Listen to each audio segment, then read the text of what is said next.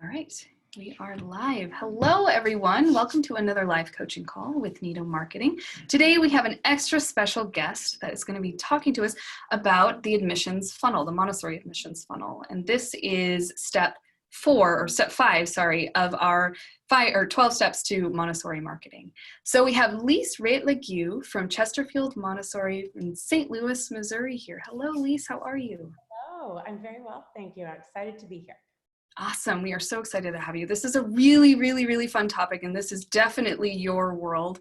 You're the admissions director at Chesterfield Montessori School, but you're also the assistant head of school, so you get kind of two views. So we're so excited to dive into this with you. Thank you. I am too. Ready to get started. Yeah. So tell us a little bit, Lise, about your background, how you found Montessori and how you landed in this position. I have to admit, I didn't find Montessori myself. I was raised in Montessori. My mother also holds her AMI training in primary and toddler. So I didn't know anything else. I was in a Montessori school from the time that I was very young, and I grew up with this method. I did phase out of Montessori after the primary years. But there's 4 children in my family. My family did move, and my 2 brothers had the opportunity to go through 6th through 8th grade. So I got to see the whole view of Montessori within my own family unit. And I come from a very Montessori-oriented family. All of us went to Montessori, and my husband is from the Netherlands, which you Montessorians out there will know is Amsterdam is the world's headquarters of the global AMI.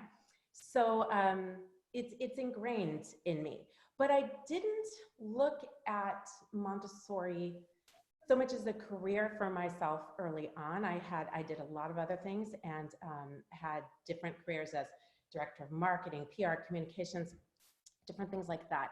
I came back to Montessori when I had my own children and began to look at school options for them. I was in Europe at the time, and it became very increasingly prevalent for me to put my children into a Montessori school, because the more I really delved into it, I could see the differences clearly, and I began to look at my own experiences and relate them to what I had gotten out of that. Most Montessori children don't consciously think about what you're getting out of a Montessori experience, because it's just how it is. And it's only later that you can go back and reflect. And so I took both of those things, my own personal experience, got the training, I put my children in Montessori school. So I have a lot of different perspectives when I work in the Montessori environment. And I really hope today that I'm able to share those with all of you. Mm-hmm. Absolutely. Well, thank you for sharing that. And you just came back from the refresher course too, right? I did, yes, in Seattle.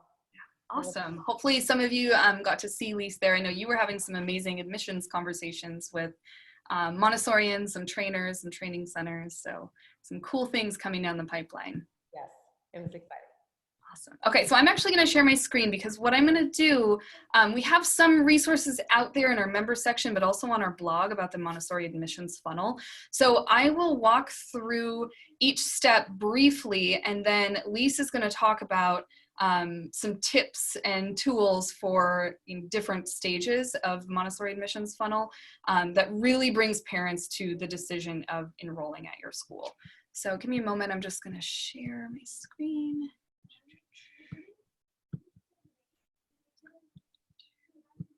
Okay, let me know when you can see it. Are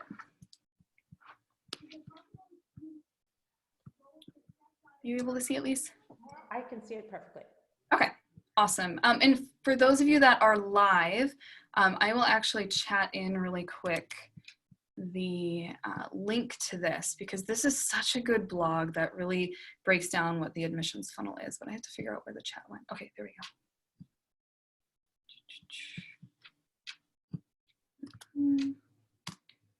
All right. And for those that are attending live too, always remember there is a chat feature here. If you've got questions as we continue the conversation, chat them in. I'll keep an eye on it as Lisa's talking, and I'll make sure to ask those questions that you have. So let's look at the Montessori admissions funnel. So it really is a marketing tool. It's when we think about our buying habits, it can be anywhere these funnels can exist when we are thinking about buying coffee or making one of the most important decisions of our lives, which is where we are going to enroll our children and entrust people with our children. So the Montessori admissions funnel here starts with awareness. And awareness is when a parent becomes aware that they need to find childcare. So this is usually a catalyst or something happens in their life that allows them to be aware. So parental leave is ending, they recently became pregnant, the age of their child. So this is really that admission or awareness stage. So Lise, do you have any thoughts about when parents are in this space, in this awareness stage? Well, in terms of the marketing part of the funnel, you may or may not hear from parents at this time. Danny and I were talking about this in two different ways. We were talking about the marketing funnel that brings parents to your school, and also the admissions part where parents may or may not contact you in various parts of these stages. So at the awareness stage, you may get parents, I have this, who call me in a panic. They're trying to find an immediate childcare solution for their baby. They have to go back to work. They've accepted another job. Their nanny has left. There's all kinds of reasons for this. So you can have the panicked person at this stage, or you can have someone who is newly pregnant, is really thinking about all of their options, and they're just exploring. You may or may not ever have contact with a parent at this time. But it is very important to have your tools available. When a parent does become interested, they will begin to research. And what are they finding about you? How are they finding your school? What are they finding out about Montessori? As we all know, Montessori has various stages of accreditation, and some are not accredited at all. So you want to make sure that you are providing the most accurate information about your school that's easy to read and understand for the parents, but is following your mission. So this is where we begin with communicating with parents without using all the Montessori terminology. You can lose a parent if you're immediately into the planes of development, unless you're explaining to them in layman's terms what all of this means. So your website would be your primary contact for your school, but how do they get to your website? So there's a lot of other ways that you have to get parents driven to your school. And we use Nido marketing for this, and I'm sure many of you do as well. But you would need to have your videos about your school out and about, maybe parent testimonials. We have a lot of blog posts that we write and post on our website, but we link them to a lot of different places. In our Twitter feed, on our Facebook page. Parents share them and they begin to get talked about. Instagram, we have photos. So you want your content to be very current and accurate in depicting your school. Does your website look like your school? That would be really important. Yeah, and I know, Lise, we were talking about this earlier. When parents are in the awareness and interest stage, which I know you touched on a little bit, they sometimes don't even know that you exist, right? There is a different way of childcare and how we really interact with children. And so it's important that what we put out there is available and they can find you, because the space of trying to find the right solution for the problem that they have, which is finding childcare, it's noisy out there. There's a lot of noise in this space. So if we can be super clear about what we put out there, who we are, that helps them in this funnel to make the decision to go towards enrollment, which of course I know we'll talk about the many stages that they go through before enrollment and what you as a school can do to make sure that those you enroll are also the best fit for your school. I think it's important to remember that where you live is important in your marketing message, because your area, like where I live in St. Louis, we have 4 other AMI schools, many different AMS schools, and we have an enormous amount of really good independent schools that are recognized at all different levels. So, and plus you have a lot of different daycare options. Other places you might live in a smaller town and there might not be as many options. So you have to bear that in mind with the information that you're giving the parents too. So you have to make yourself stand out in some way from the other options that are available. But it has to be very accurate about who you are as a school. Sure, sure, absolutely. Now, when we look at interest and consideration, so interest is really the stage where people are paying attention to the messaging you have, and at least you mentioned, just the content you put out there, videos, even webinars, like having free webinars out there that they can take to really understand the principles of Montessori is also a really good way. But when they're interested, they're paying attention to the messaging and really looking at their specific needs and what matches their needs. They're going to compare and contrast, of course, of what's out there. And when they get into the consideration stage, typically they're settling on a particular category of the solution that they have that is the best fit for their needs. So they're going to start asking family and friends, kind of gathering more information. So when we look at awareness, interest, and consideration, this is still before they even contact you, right? They're gathering information from so many different channels. So you may not even know they exist yet, but they know you do. Yes, that's right. So part of what we do is, I don't know if everyone has the capability of doing this, but when parents begin to engage with our website, we had Nido Marketing set up a little questionnaire on there. And there are several different ones. Is Montessori best for your child? A lot of times it's a tuition gate. But what they get out of that is a personal message from me.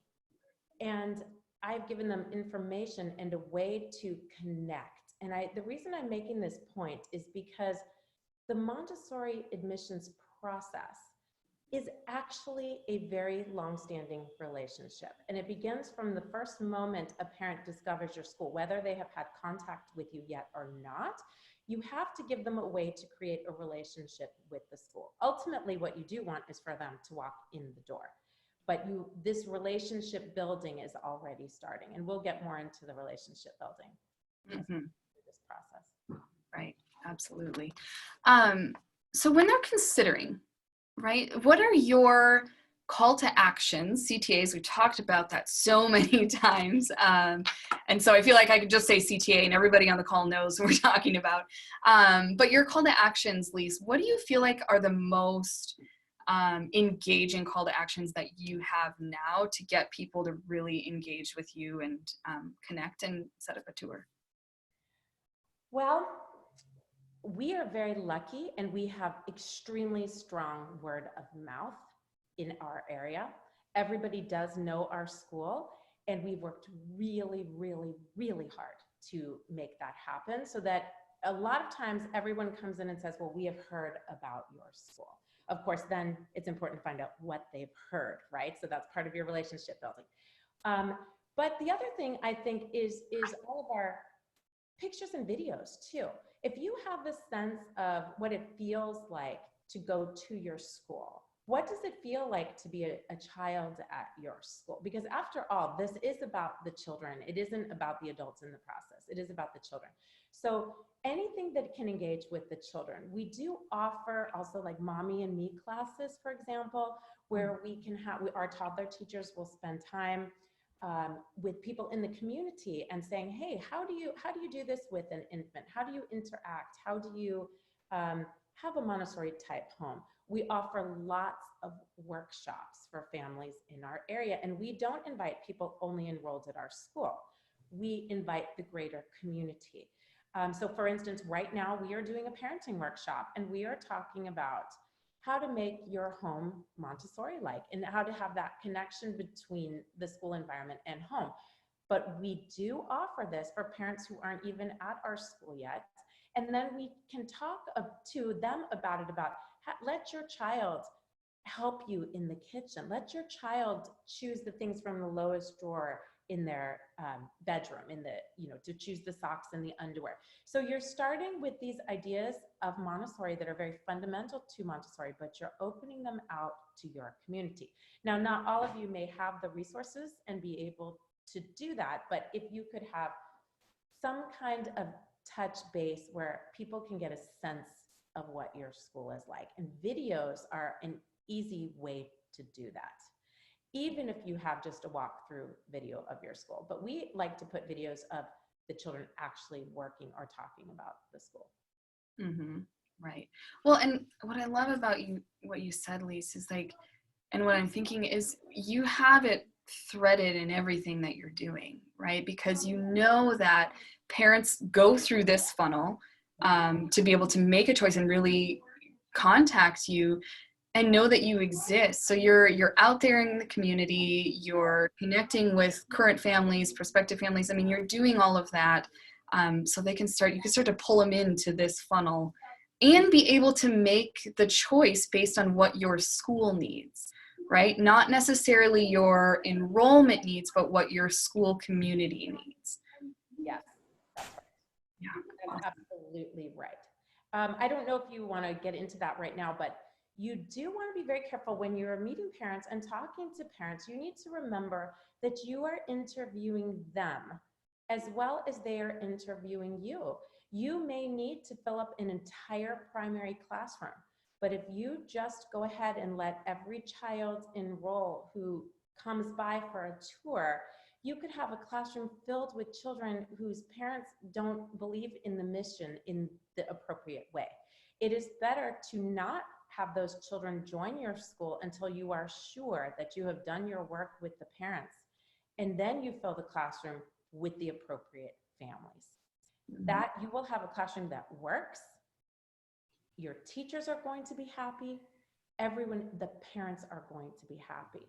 So you can't be too available either, because you have to remember that you are choosing those families who come to you as much as they are choosing you to educate their children. So it's a very careful balancing act that you need to do. And it has to be in a very warm and loving and engaging way. And if you can do that, but yet it's not available for everyone, right? We have to think about that. Who do we want in our school? And I think that's one of the first things, even when you're in the awareness phase, you have to have carefully thought about what are the kinds of families you want to have enrolled in your school. And then everything that you do from that point is leading to finding those families. Do you want families who are deeply engaged in your community, deeply engaged with the teachers and in the classrooms? Not in the classrooms, because the parents can't be part of that process. So that's the wrong way to phrase that. But engaged with what is happening? What is my child doing in his or her classroom? Mm-hmm. So if you have things like a parent event, or that you can open up to the community, if you have the parenting courses like we do, parent workshops, we call them, where you can open it up to the community, and you can ask your current parents to come, and you can ask them to bring friends. And then you begin to make this message go wider and wider and wider. And that's what you really want to do, because then parents get intrigued because they hear other parents talking about this and saying this was a really amazing thing, and maybe you want to come with me. And then that builds and builds into this whole funnel. Mm-hmm. Right. Absolutely. So when we look at the bottom half, intent, evaluation, and enrollment. So this is where I'm going to let you, Lise, kind of take off, because this is the admissions part. When we start with intent, that's when they're actually engaging with you, right? They're showing intent of purchasing your product with you, so enrolling a child. And of course, this is business language, but we are running a business. And Yeah. so these funnels, you see them all throughout industries. And so this one is specific, obviously, to Montessori. But when they're showing their intent to buy, then they're evaluating their options of where they're going to enroll their child, and then they're enrolling. So Lise, talk to me a little bit more about your admissions process in this bottom half of the funnel. Well, the first thing that parents will usually do is, at least with our school, they will fill out one of those forms online. So they will have either requested the tuition, or they will have done a little quiz about, is our school the best fit? They will get an email from me at that point. Some parents immediately email back and say, and they, interestingly enough, they always say straight away, like, hi, Lise, thank you so much for responding. So my response, which is something that I had actually given Cassim to put as a response on through the website, generates a very personal response back, as if I had directly emailed them, that it's not just a mass generated email. So I think that that's an important first step, because they already felt contacted in a way that engaged them. And then, so they might do that.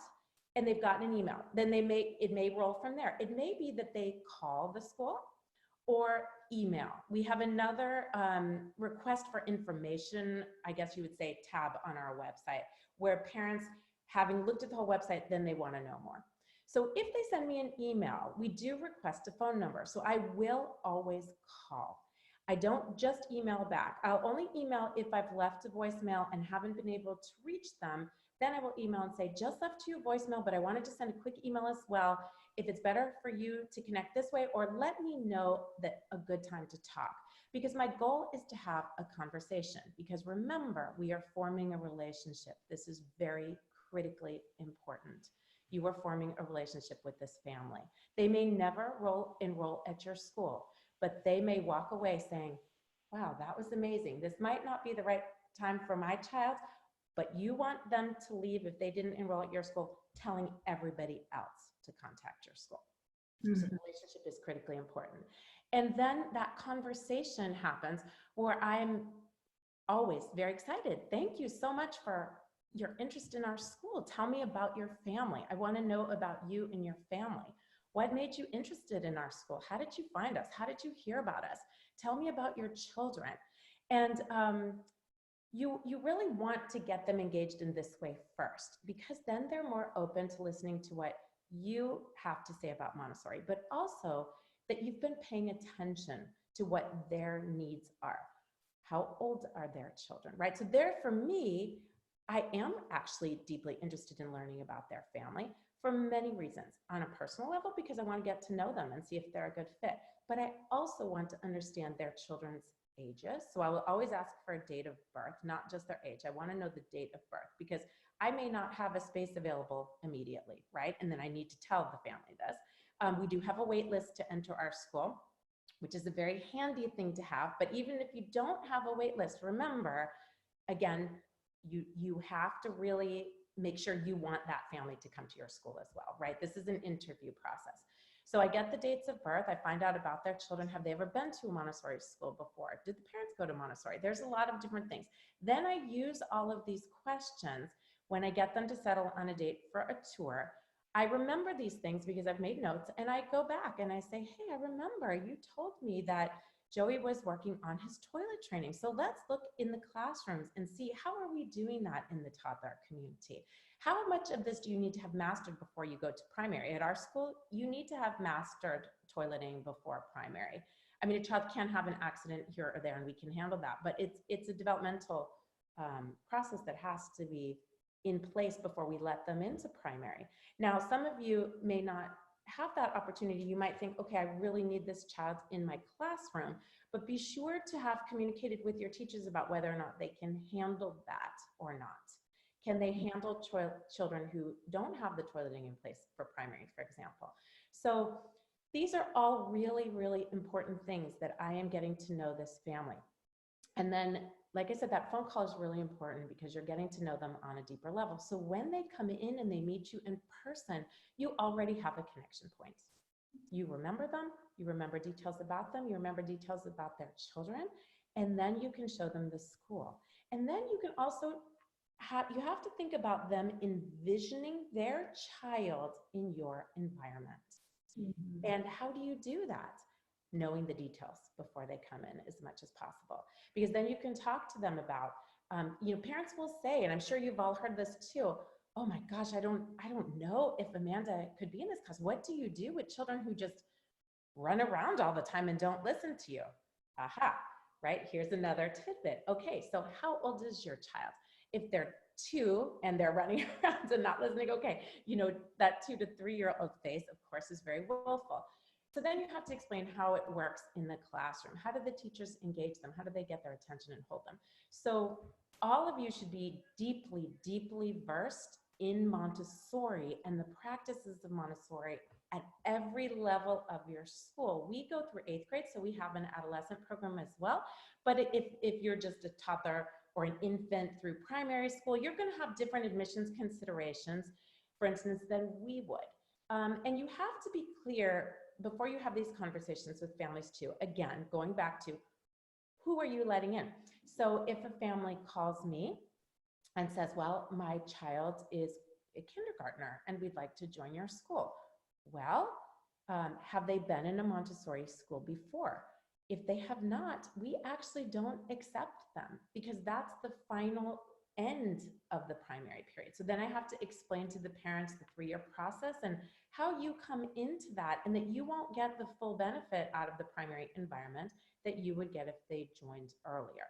So every school has different requirements for that. Some schools may separate their kindergartners and it would be fine. As an AMI school, we don't do that. Our kindergartners are in our primary classrooms because you would stay for 3 years, in your same classroom. So different schools have different requirements and needs for that. And no one way is better or, than another. It's just what is it that works for your school? So you have to very clearly thought out all of those admissions processes before you meet with the family. And then you can communicate with them. So before, if I had a kindergarten family who was going to come in, I would have to be very clear with them that maybe they were contacting me in February, but they were thinking that they are going to start in August for kindergarten. And then I would say, because our school doesn't accept that, I would say, well, you would actually need to start right now and stay with us through the summer, because we have a summer program, in order to be considered for this program. Would you be willing to do that? Maybe they are, maybe they aren't. And then you might find out that, oh, they actually only wanted a 1-year enrollment before they go on to their local elementary school. Now, we don't do that. We don't do a 1-year enrollment. So again, you just have to know what your school is willing to accept and what it's not. And you can be very firm about those things, because that actually helps you in the long run. You do not have to accept everybody who walks through your door. You have to be sure about what you need that's going to make your school function optimally. And those are deep conversations that have to happen with the administration and the teachers. So as an admissions professional, you cannot be separated from the classroom. You have to have built those relationships deeply with all of your teachers at all the different levels. And you need to be in constant communication with them. And you need to go and observe in your classrooms. Because when you're thinking about adding a new child, I have to know what's going on in all of those classrooms so that I can already be thinking about this new child coming in, these parents who I have met, and think about what would be the best classroom, right? And how do I know what is the best classroom? I've observed in all the classrooms. I know all the children. I know how each classroom is functioning, and I am in constant communication with the teachers. So I think that those are actually really important things, because you're, again, looking at a very long-term commitment from a family. The more clear that you are about who you are, what your mission is, what you're doing, and you can have the parent see how they fit into this process in a very warm way, they will really respect that and understand, so that you don't have these same issues later down the line. I hope I'm explaining this clearly, because if you don't do your work up front, you are going to run into problems later. Because admissions is not only just getting the enrollment contract in your hand for the next school year and filling your classrooms. Admissions is retention over the long term. So when I'm enrolling families from toddler, I am looking at these children for 14 years. So we have to be very clear about what we're doing, what we're offering at every step of the way. And that's, you give an overview when they're first going to come in, but you don't ever stop that conversation after they came in from the tour. Mm-hmm. So I'm sure that we'll have a lot of questions about that. So then after we have the visit around the campus and we walk around, we also then sit down for a brief chat. And this is where I will give them all the admissions paperwork. At our school, we have an application, but we also have a questionnaire. So I give a questionnaire for if you're interested in toddler, and that's part of the application process, and if you're interested in primary. Once you have reached a certain age, which is where, if they're coming from another school that would keep school records, and that can differ by whether it's a daycare or if it's an actual school, we will request school records at that point as well. So once the family has applied, school records are also requested. because we need to get to know those children, right? And then if they're very young, a visiting process is put in place only after the children have chosen the school, but if they're a certain age, and that will depend on your school and what you think is important, the children do need to come in and visit. And I follow up, so I'm clear about this whole process in my conversation with the parents. But I also tell them, I'm going to follow up with an email, and I'm going to outline all of these steps in an email for you, because this is a lot to remember.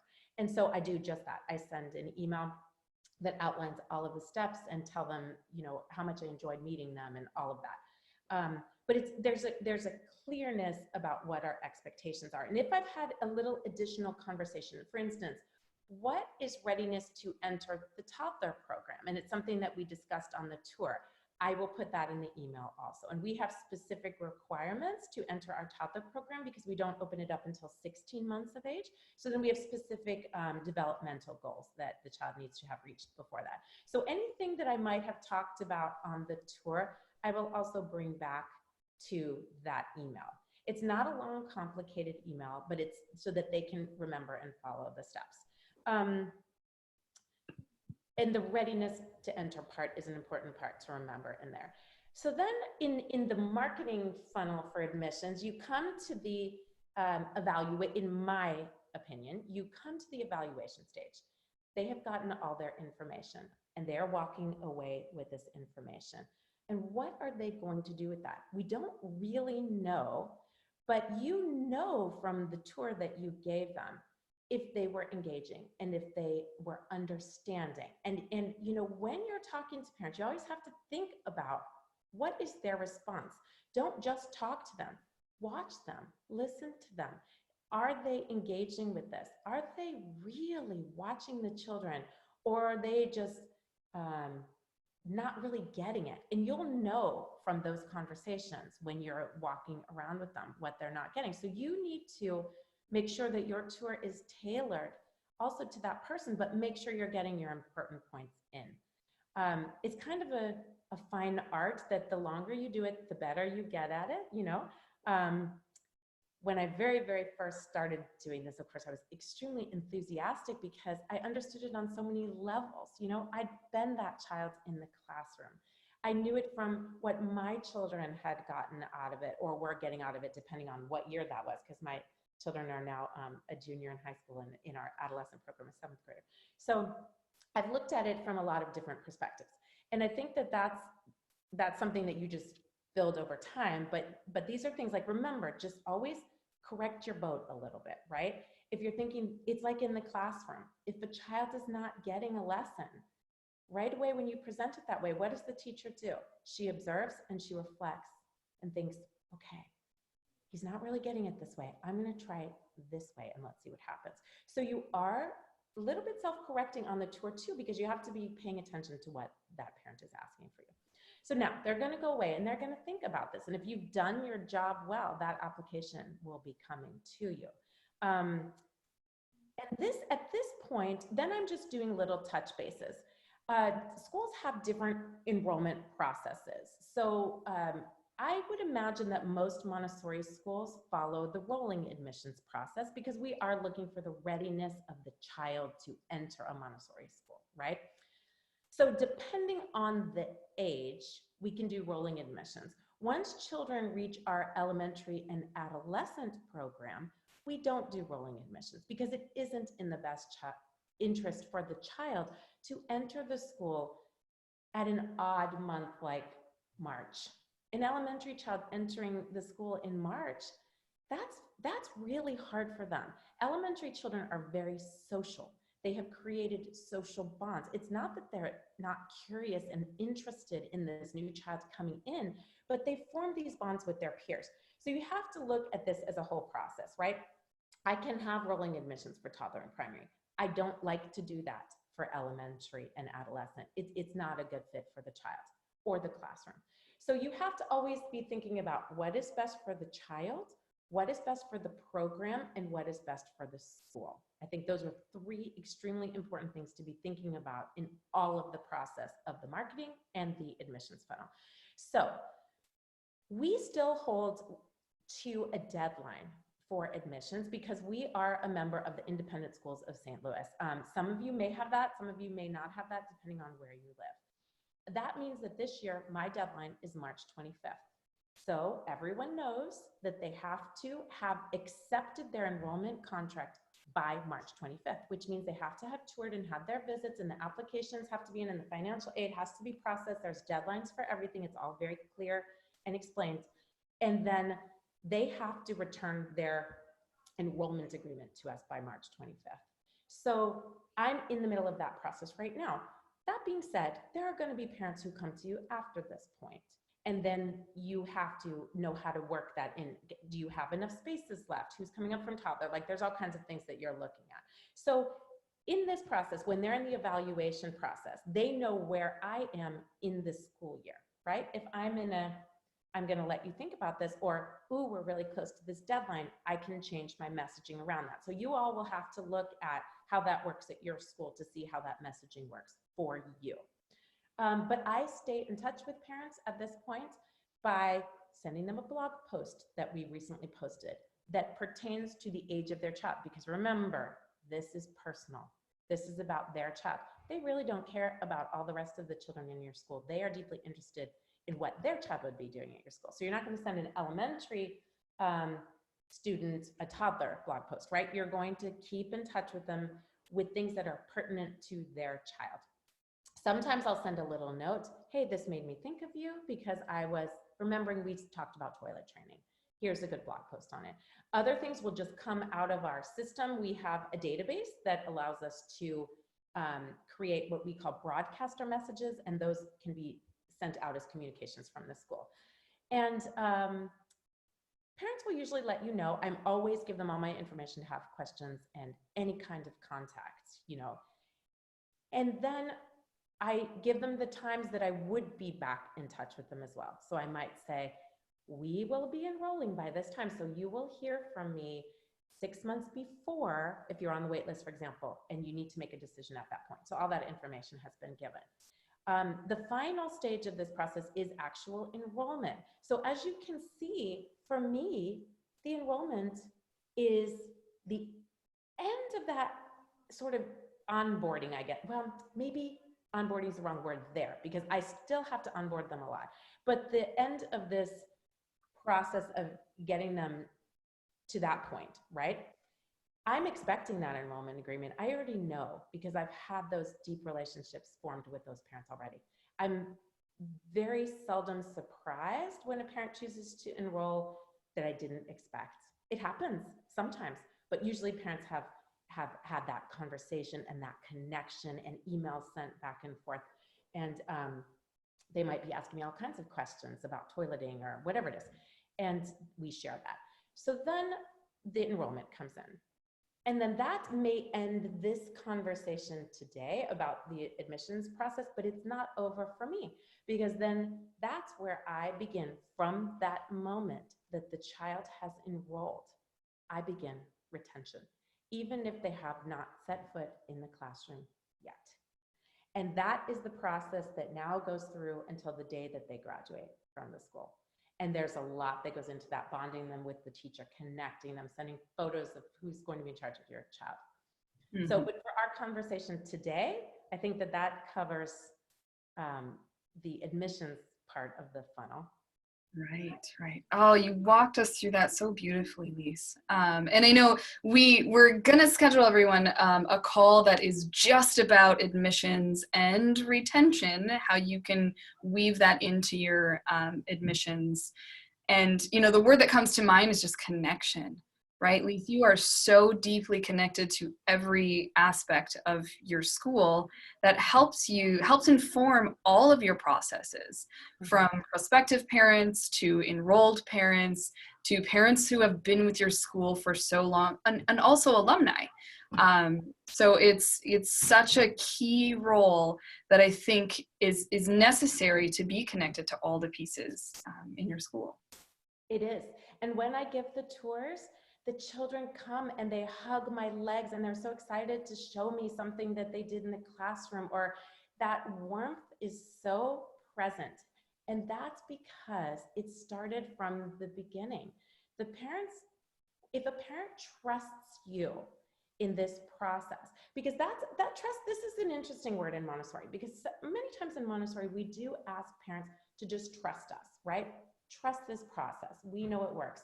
But what reason are you really giving them to trust, right? They don't know you. They don't know your school. So you have to build that trust. Trust is earned. And you can't just say, well, you just have to trust us. No, that's not really how that works. You have to prove that trust. Mm-hmm. So when you have this connection with the families, they feel safe. When the families feel safe, they pass that to their children without ever using those words. The children are just picking up on the body language. Then the children feel safe at school. And the more safer and happier the children feel at school because they've made those connections with the adults and the peers in the environment, it creates a very beautiful, beautiful space for children to learn. And when you go into a school, you will know that. And that's something that I really encourage families when they're in this process. When we sit down and have the conversation after the physical walkthrough, I actually encourage them to go out and look at every other school that they're interested in. Go step foot in all of those schools. Ask all your questions.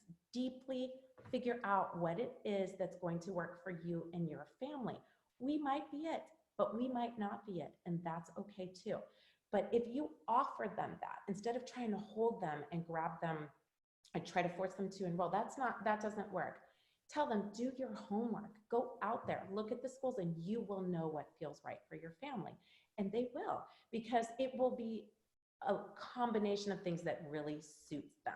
And it may be as simple as, your extended care hours didn't work for them, even though they loved your school more than anything. They needed longer extended care hours than you could offer, but man, they would really like to come back. Maybe when their child's a little bit older and they could work that out with their work, they would like to come back. So you have to think of all of this. They might not enroll on that spot. I cannot tell you how many families I have who come back to me for one way or another. They were the panicked one who called first. They were the pregnant one. They looked at the school several years ago, but at that time it wasn't right for them for whatever reason. The extended care hours won't work. We'll use it as an example again. They come back time and time and time again. So that says something to how well the admissions process worked when we were in it, because they create something stuck with them. And if you tell them, go out and look around, do your homework, because this is, and I tell the families, this is a long-term commitment that you're making. You're thinking, you're entrusting us with your children for all of these years. And while we allow you to re-enroll each year, we don't have evergreen admission. Some of you might have that. We do not have that. We actually put out an enrollment agreement that families sign each year, because in St. Louis, we again fall under the independent schools of St. Louis. That's what we all do as an independent school. So we're giving you the opportunity to re-choose our school each year with a deposit that goes against your tuition. But if you did not do your work effectively before that, right? That's just the end cap. Like, I'm sending out all those enrollment agreements next week. I know every single person. I know them all, and I know intimately that they're going to come back, or if they aren't, what their reasons are, right? They might have communicated that in some way to me, because if you have that relationship, that's part of your retention, right? So you know where you're going. And this is important for all the rest of the admissions process, which is your projections, right? How do you grow your school? What's your strategic plan? You have a lot that you're going to have to look at in terms of admissions, not just the actual tour process and the marketing process. So that part is really important related to that as well. Yeah, absolutely. So I've got a couple questions for you. And I apologize, Heidi, you had asked this a little while ago. So she actually just wants to know how you, or if you advertise your workshops, and how do you do it to your community? Okay, so one of the first things we do is old-fashioned pen and paper stuff. We put it all out on the digital media, right? First and foremost, it is out everywhere in our community. There are message boards. There are mommy and me groups that you can find in like meetups. So you have to do your research a little bit and figure out how to get in touch. There are sometimes church groups. So you have to look at your community, who's around you, right? There might be a church down the street and they have a mommy group, but that church is 1 block away from you. You could reach out to that group and say, hey, we saw that you meet over here, but we're going to offer this and we would just love to give you this information. If you want to come, great. We actually do flyers that we send home with families also, because we want them to have, in today's busy world, you can't rely that people only check their emails. We do both, which seems counterintuitive with younger parents, but it's actually not, because sometimes they can put it on the refrigerator, they can put it on their board in the kitchen, whatever it is. We also contact all the other schools around us. So we have many Montessori schools here. We literally reach out to those Montessori schools and say, hey guys, because this is going to work for your families too.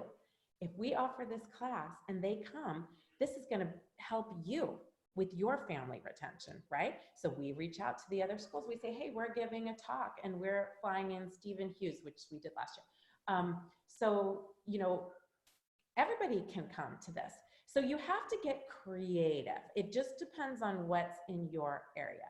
But don't hesitate to reach out to other schools or to contact your local church. We also do, like I said, lots of social media. We put it out on Twitter. We put it out on Instagram. We put it out on Facebook. We ask our parents to share it on Facebook. Your parents are your most important resource in getting your name and the word out about your school. Use them. You know which parents are the ones who love your school more than anything. And you can tap into them and say, hey, I know you have a lot of connections. Would you mind sharing this? If we share it on our Facebook page, would you mind sharing it? Normally, this is something that happens very organically, but don't be afraid to ask for that. Right, absolutely. And Heidi was wondering, are your workshops free or do you charge? We charge. They're not free. We also charge for our evening groups. So how this works is, we did a lot of research on this. People find more value in something that they need to pay for. Mm-hmm. And if they need to pay for it, they will pay more attention when they're there. So we don't charge an exorbitant fee, but we charge a small enough fee. So let's say we're going to have, like when we had, I'll just use Dr. Stephen Hughes. I'm sure many of you know who he is. He came to speak at our school. And it was free to our parents because they were already enrolled and we were paying all of his fees to fly him in and feed him and all of this, right? So it was free to our parents with free childcare, but we invited everybody in the whole community. But then the ones who weren't part of our school, then they needed to pay a nominal fee. And we just said, you know what? $5 for everyone who comes. Bring all your friends.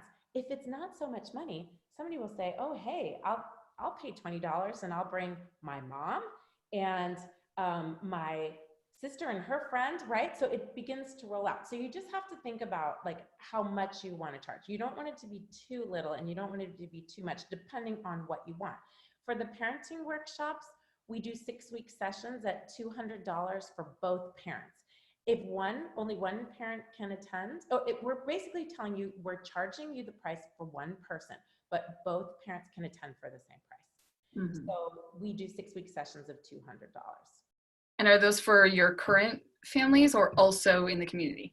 Current, prospective, we offer it. It goes into my admissions package. So again, remember we have flyers for everything too.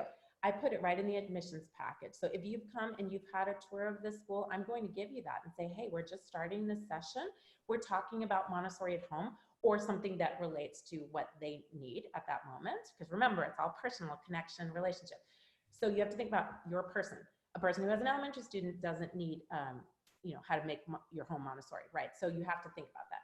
And then we invite those people. We tell them you can bring friends with you. You can bring relatives. You can offer this to other people. So we do it in a lot of different ways. We do have a training center here in St. Louis. Some of you might live in areas where there are training centers or programs that offer Montessori training. Invite them. Give them the information. We do that all the time. And then they send their teachers. They might have parents who have contacted them thinking they're a school. They have lots of resources. So we invite them as well, always. And then they bring perspectives in from all different walks.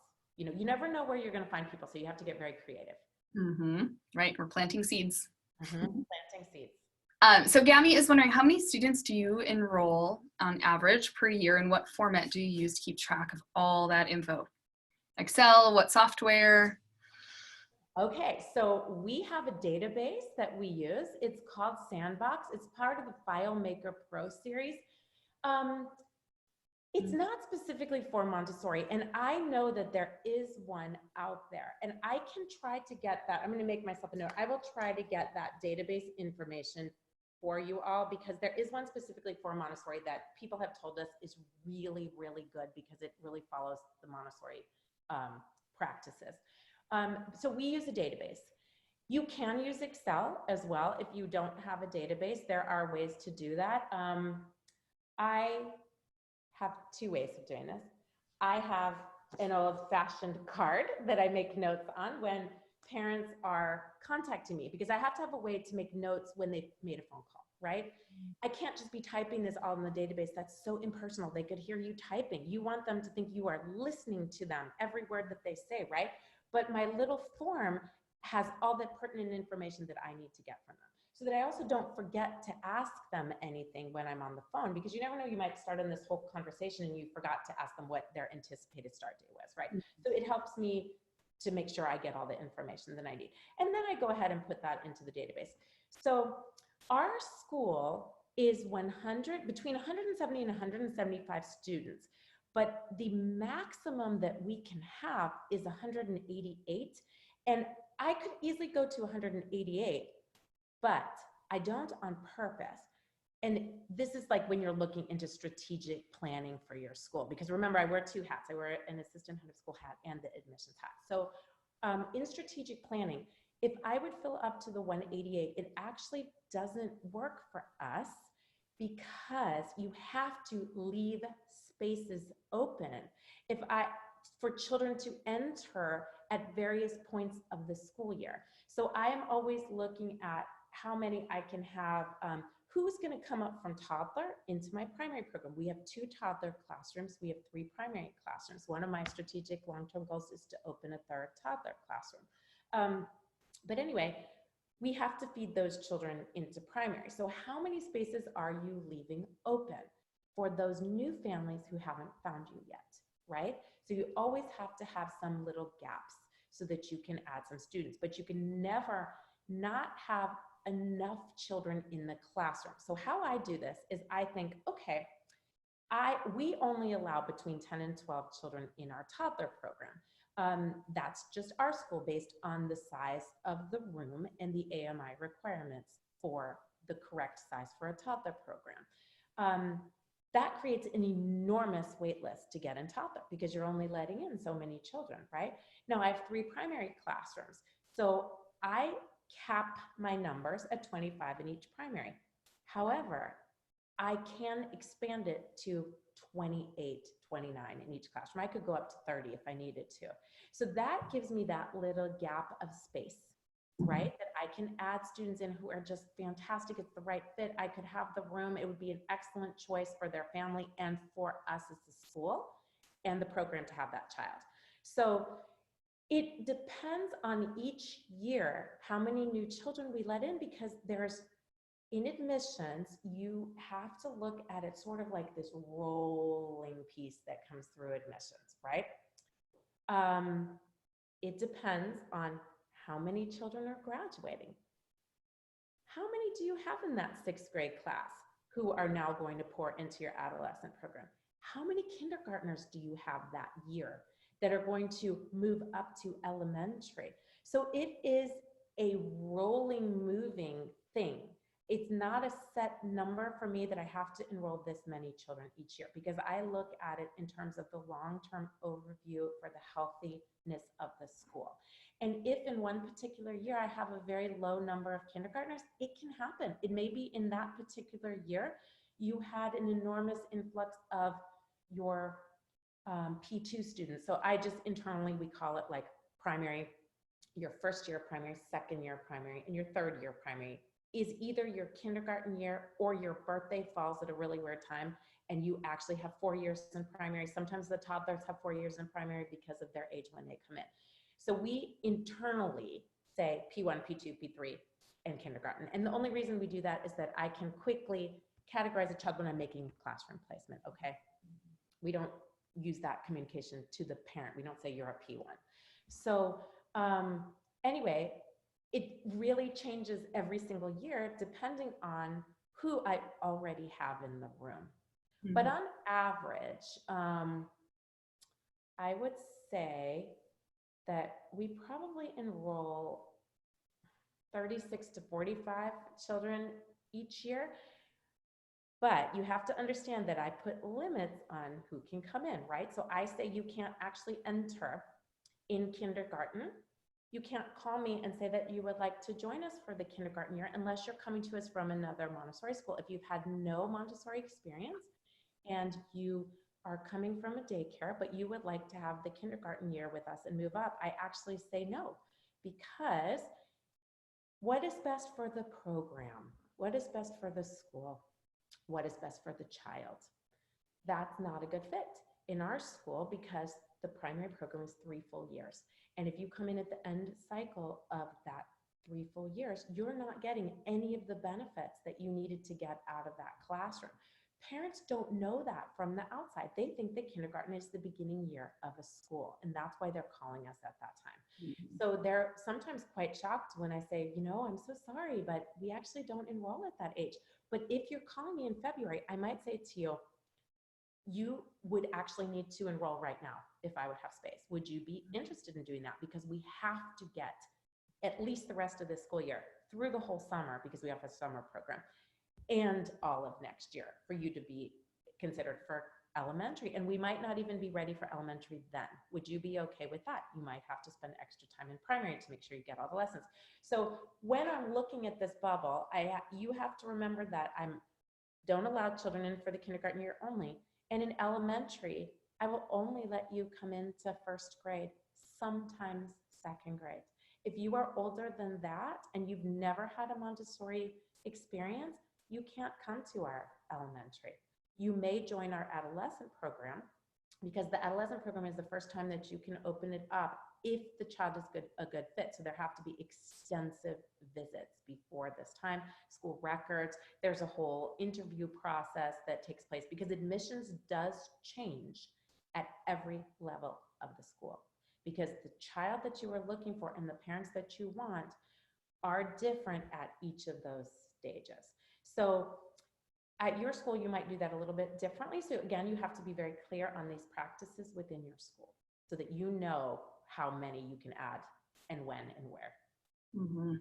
Right. And we're actually you just gave me an idea for a title, admission strategy, because you're really strategizing Yes. how to do this like dance with the numbers every year, right? It is a dance. So we have scheduled Lise for March 3rd we said 11:30 Central Time, right? 11:30 Central Time, and it's going to be on just admissions strategy and all the nuances that go with figuring out how to really build a robust admissions program so that you, because it's really the livelihood of your school, right? It's the living, breathing entity that is feeding your community, and you're also the gatekeeper of protecting your community so your community can thrive. Yes. And you have to do both of those things. You have to enroll and you have to be the gatekeeper so that all of you at your school have a job, because there is no school if you don't do your job properly in admission.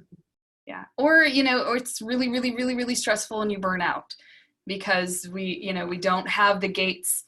They're kind of like floodgates, right? We have to be able to really filter in best fit families. And what you've described today, Lisa, is exactly that. We're so excited to welcome you back in a couple weeks to really hit home this important concept that we're all trying to figure out, right? Like, we don't have to reinvent the wheel. We can share so many great thoughts and ideas of how this process can go. And I know you've really figured out an amazing process, and your school is thriving because of it. Yes, we are. We really absolutely are. It's wonderful. And if you're ever in town, come and visit us. I'd love to give you all a tour. It's magical over here. It's really wonderful. And I just want to throw this in there. I was just at the refresher course, and we have a lot of consultants, of course, who come to the school and look at our school and evaluate us at all different processes. And we are in one of our years of reaccreditation by ISACs, the Independent School Association of the Central States. And I actually serve on visiting teams for ISACs as well, where I go out and help schools with their best practices in the admissions process and accredit them or don't accredit them.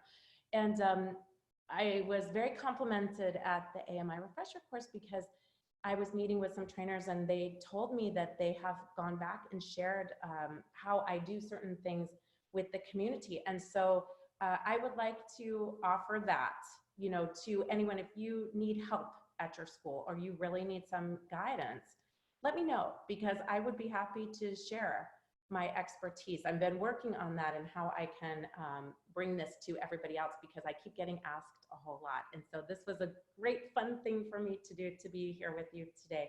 But feel free, you know, to reach out and let me know if you have more questions. And we'll see you on the 3rd to answer more of those in detail. Yes, absolutely. Well, Lise, as always, we're so grateful to have you as a NITO member and as a guest speaker, and coming back, and your expertise and your wisdom is so valuable. So thank you for joining us today. Thank you so much. Thank you everyone for attending. I really appreciate it. Hope I get to meet some of you in person sometime in the future. Definitely. All right. Take care, Lise. Take care, everyone. Bye. Thank you. Bye-bye.